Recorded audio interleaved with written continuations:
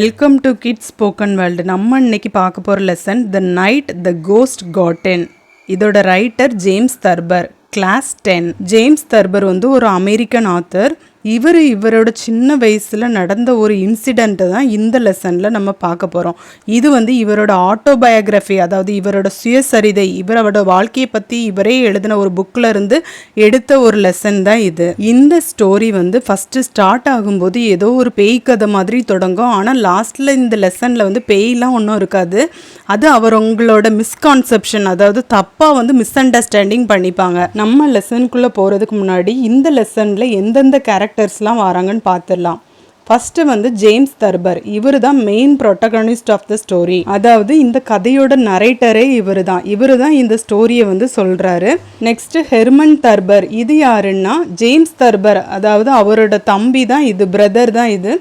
இவர் வந்து எப்போவுமே ஒரு நைட்டுனாலே ரொம்ப பயப்படக்கூடிய ஒரு கேரக்டர் வந்து இந்த Herman Thurber. Next mother Thurber. இது யாருன்னா ஜேம்ஸ் தர்பரோட மதர். நெக்ஸ்ட்டு கிராண்ட் ஃபாதரும் வருவாங்க. யாரோட கிராண்ட் ஃபாதர்னா ஜேம்ஸ் தர்பரோட கிராண்ட் ஃபாதர். ஒரு போலீஸ்மேன் வருவார், அவரோட நேம் ஜோ. நம்ம இப்போ ஸ்டோரிக்குள்ளே போகலாமா? இப்போ இந்த கதை வந்து எப்படி ஆரம்பிக்குதுன்னா, ஜேம்ஸ் தர்பர் வந்து ஏதோ ஒரு சத்தத்தை வந்து கேட்காரு. அவர் வந்து நைட்டு 1:15 மணிக்கு குளிச்சிட்ருக்கிறாரு. குளிச்சுட்டு வெளியே வர்றப்ப ஏதோ ஒரு சவுண்டு கேட்குது அவருக்கு. யாரோ நடக்கிற மாதிரி ஃபுட் ஸ்டெப்ஸ், அதாவது காலடி தடம் வந்து கேட்குது. ரஷ்ட் ஃபுட் ஸ்டெப்ஸ், அதாவது வேகமாக நடக்கிற மாதிரியும் சவுண்டு கேட்குது. உடனே இவர் வந்து டைனிங் ரூமுக்கு வந்து பார்க்குறாரு யார் இருக்கிறான்ட்டு. இவர் குளிச்சுட்டு அப்படியே டவலை கட்டிக்கிட்டு வாராரு டைனிங் ரூமுக்கு. ஒருவேளை அப்பாவும் தம்பியாக கூட இருக்கலாம். அவங்க வந்து இந்தியன் போலீஸ் அந்த பிளேஸ்க்கு போயிட்டு ரிட்டன் வர்றப்ப வந்து இங்கே வந்திருக்கலாம். அதனால கூட இப்போ தான் வந்திருப்பாங்களா இருக்கும், அதனால சவுண்டு கேட்கலாம் அப்படின்னு நினச்சிட்டு வந்து டைனிங் ரூமுக்கு வந்து பார்க்குறாரு. அங்கே வந்து யாருமே இல்லை. ஒருவேளை திருடங்களாக கூட இருக்குமோ, பர்க்லராக இருக்குமோ அப்படின்னு சொல்லிட்டு இந்த நரேட்டர் வந்து யோசிக்கிறாரு. அதனால ஜேம்ஸ் தர்பர் வந்து போய் ஹெர்மன் தர்பர், அதாவது அவரோட பிரதரை வந்து எழுப்புறாரு. 2 பேருமே இப்போ வந்து டைனிங் ரூமுக்கு போகிற வழியில் அப்படி பார்க்குறாங்க யாராவது இருக்கிறாங்களான்னு சொல்லிட்டு. அங்கே பார்த்தா யாருமே இல்லை. ஆனால் வந்து ரன்னிங் டவுன் ஸ்டேர்ஸ், அதாவது கீழே ஏதோ டவுன் ஸ்டேர்ஸ் கீழே உள்ள படிக்கட்டில் ஓடுற மாதிரி சவுண்டு ஃபுட் ஸ்டெப்ஸ் மட்டும் கேட்டுகிட்டே இருக்குது. அதனால ஒருவேளை கோஸ்டாக இருக்குமோ அப்படின்னு சொல்லிட்டு யோசிக்கிறாங்க. கோஸ்ட்னா என்ன?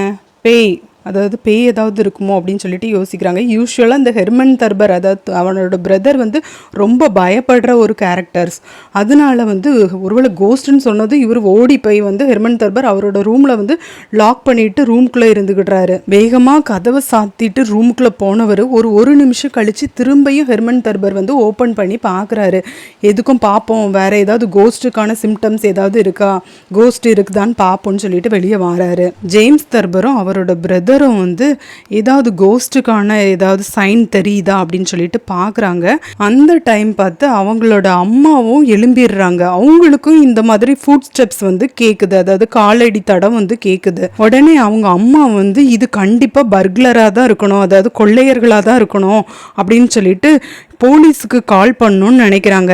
அதனால எப்படியாவது பக்கத்து வீட்டுக்காரங்களை எழுப்பிடணும்னு சொல்லிட்டு அவங்க ஒரு ஷூவை தூக்கி பக்கத்து வீட்டு விண்டோவில் தூக்கி எறிகிறாங்க, அதாவது ஜன்னலில் தூக்கி வீசுறாங்க. இவங்க ஷூ தூக்கி வீசினதும் அந்த பக்கத்து வீட்டுக்காரங்க மிஸ்ஸஸ் போர்ட்வெல், அவங்க பேர் வந்து மிஸ்ஸஸ் போர்ட்வெல், அவங்க வந்து முழிச்சிடுறாங்க.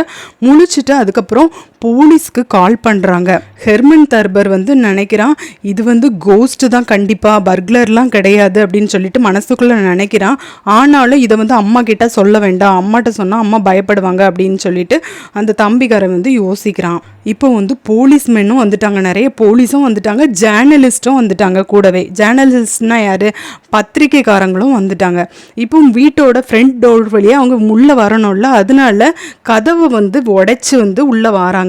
உள்ளே வந்து ஏதாவது பர்க்லர் இருக்காங்களா, கொள்ளைக்காரங்க இருக்காங்களான்னு தேடுறாங்க. ஏதாவது எவிடன்ஸாவது கிடைக்குமான்னு பார்க்குறாங்க. ஆனால் ஒன்றுமே கிடைக்கல.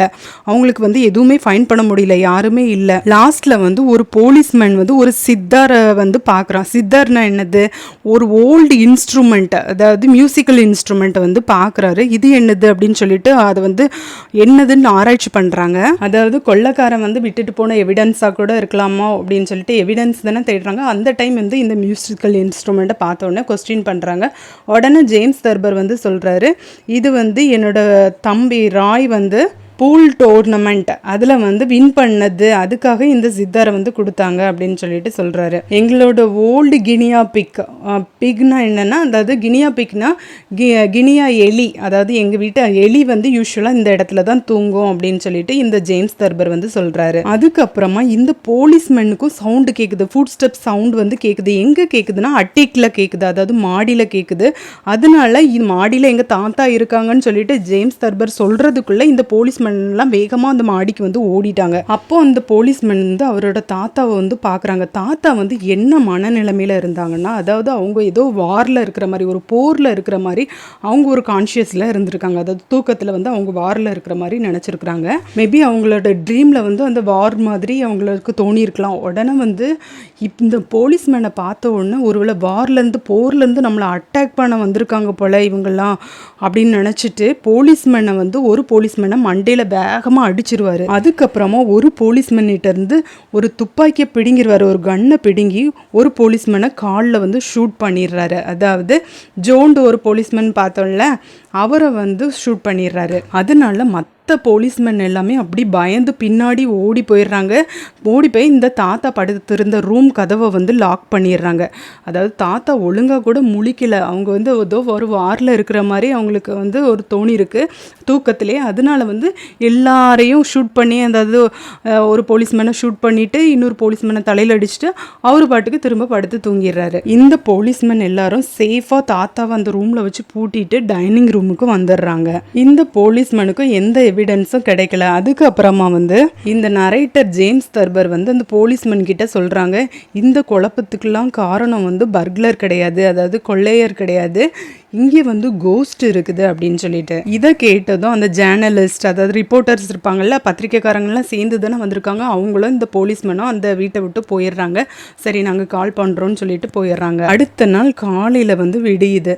அங்கே பார்த்தோன்னா எல்லாமே நார்மலாக இருக்குது. அவரோட கிராண்ட் ஃபாதரும் வாராங்க. அவங்க வந்து கம்ப்ளீட்லி ஃப்ரெஷ்ஷாக இருக்கிற மாதிரி வாராங்க.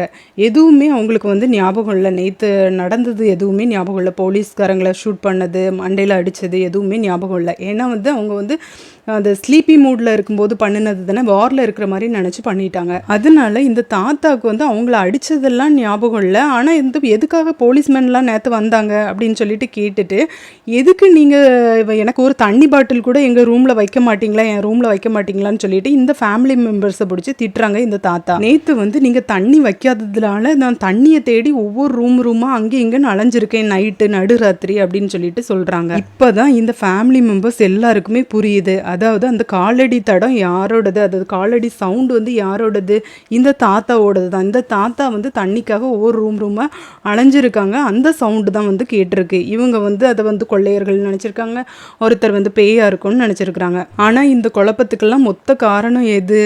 அவங்களோட தப்பான புரிதல், அதாவது மிஸ் அண்டர்ஸ்டாண்டிங்கும் அவங்களோட ஃபியர், பேனிக்கும் தான் காரணம்.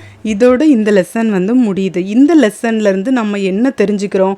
ஒரு சின்ன விஷயத்தை கூட ஓவர் இமேஜின் பண்ணுறப்ப வந்து அது ஒரு பெரிய பிரச்சனையில் முடியுது. இந்த லெசன் வந்து ஃபஸ்ட்டு தொடங்குறப்ப ஏதோ ஒரு ஹாரர் ஸ்டோரி மாதிரி தொடங்கிச்சு, ஏதோ ஒரு கோஸ்ட் ஸ்டோரி மாதிரி தொடங்கிச்சு. ஆனால் ஃபைனலாக வந்து அவங்களோட மிஸ் அண்டர்ஸ்டாண்டிங் அப்படின்ட்டு ஒரு காமெடியில் வந்து இந்த ஸ்டோரி வந்து எண்ட் ஆகுது. உங்களுக்கு இந்த லெசன் புரிஞ்சிருக்கும்னு நம்புகிறேன். If you understand my way of teaching, like my channel, subscribe my channel and share it to your friends. Thank you.